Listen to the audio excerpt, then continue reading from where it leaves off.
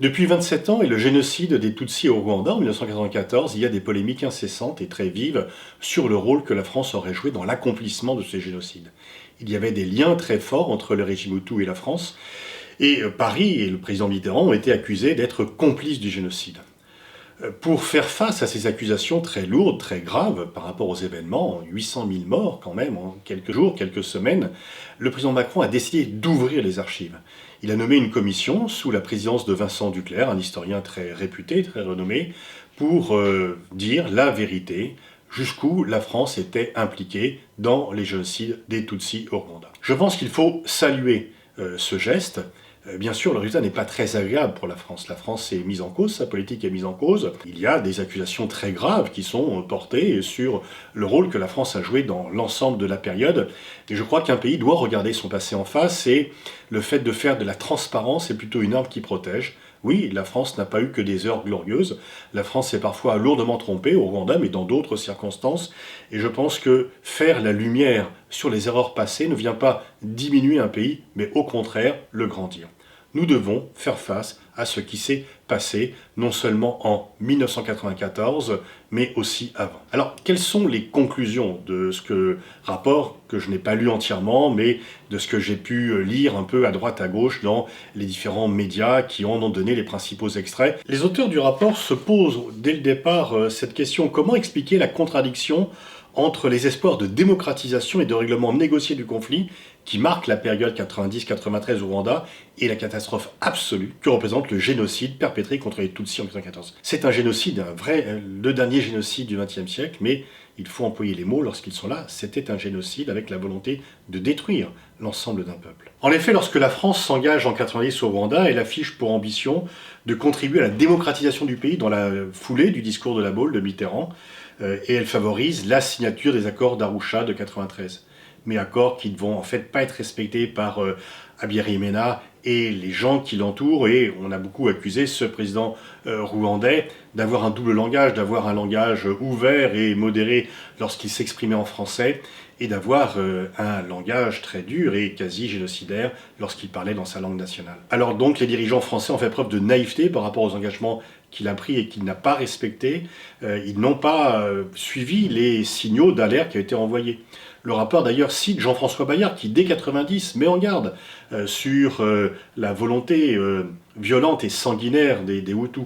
La DGSE sort grandie de ce rapport, elle a effectivement mis en garde. Les ministres de la Défense également, Jean-Pierre Chevènement et Pierre Joxe également, mais ils n'ont pas été suivis, et il y a eu une concentration des pouvoirs, notamment auprès du chef d'état-major particulier du président Mitterrand, qui est venu un peu passer. C'est aussi, ce rapport, c'est un peu le procès du processus de décision, avec une concentration des pouvoirs à l'Élysée qui s'est affranchie un peu des procédures normales. Et donc le rapport a raison de souligner que la crise rwandaise s'achève en désastre pour le Rwanda et en défaite pour la France. Lorsqu'il a accepté cette mission, M. Duclerc avait dit que son rôle était de mesurer le degré d'implication de la France dans le génocide. La conclusion du rapport est nette. La France est-elle pour autant complice du génocide des Tutsis? Rien dans les archives consultées ne vient le démontrer. Mais il dit aussi: la France s'est néanmoins longuement investie aux côtés d'un régime qui encourageait des massacres racistes. Elle est demeurée aveugle à la préparation d'un génocide par les éléments les plus radicaux de ce régime. Elle a, poursuit le rapport, adopté un schéma binaire opposant d'une part l'ami Hutu, incarné par le président Abiyarimana, et de l'autre, l'ennemi qualifié d'Ugando Tutsi. Effectivement, au moment du génocide, elle a tardé à rompre avec le gouvernement intérimaire qui le réalisait. Elle a réagi tardivement avec l'opération turquoise qui effectivement a sauvé des vies, mais pas celle de la très grande majorité des Tutsis qui avaient été déjà tués dès les premiers jours, dès les premières semaines du génocide. Donc le rapport établit des responsabilités du président Mitterrand par rapport à un certain aveuglement vis-à-vis de Abiyarimana et du régime Hutu au Rwanda. Il faut regarder la vérité en face, elle n'est pas agréable pour la France, elle n'est pas agréable pour Mitterrand, mais il faut regarder la vérité en face, parce qu'une fois encore, c'est la seule façon d'avancer. Il faut maintenant effectivement ouvrir une nouvelle page, et la France s'est grandie en ouvrant ses archives, et peut-être faut-il d'ailleurs souhaiter que d'autres pays le fassent, les États-Unis et d'autres, et peut-être est-ce que la France aurait dû partir plus vite du Rwanda? Est-ce qu'elle a voulu faire quelque chose mais sans donner les moyens, à la fois intellectuels et humains?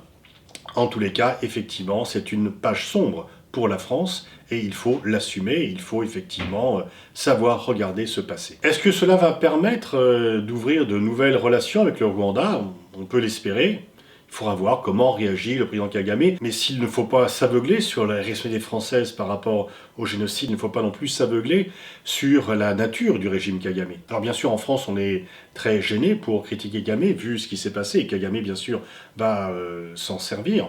Mais il faut être lucide sur ce régime qui n'est pas un régime démocratique, dont le bilan, y compris en termes économiques, n'est peut-être pas aussi satisfaisant que cela, et en tous les cas, en matière démocratique, ne l'est pas du tout, puisque Kagame assassine très régulièrement ses opposants. Actuellement se tient le procès de M. Rusesabagina, le héros de l'hôtel Rwanda, qui a été enlevé à l'étranger, déporté au Rwanda, et qui fait un procès pour accusation de complicité avec le terrorisme, qui est l'accusation qui est portée contre tous ceux qui protestent ou contestent le régime Kagame. Est-ce qu'une nouvelle page va s'ouvrir dans les relations entre la France et le Rwanda? On verra, ça va dépendre effectivement de la façon dont Kagame va recevoir le rapport. Il faut être lucide sur le régime rwandais, qui n'est pas un régime démocratique, qui assassine les opposants, qui peut même en enlever à l'étranger pour venir les faire juger.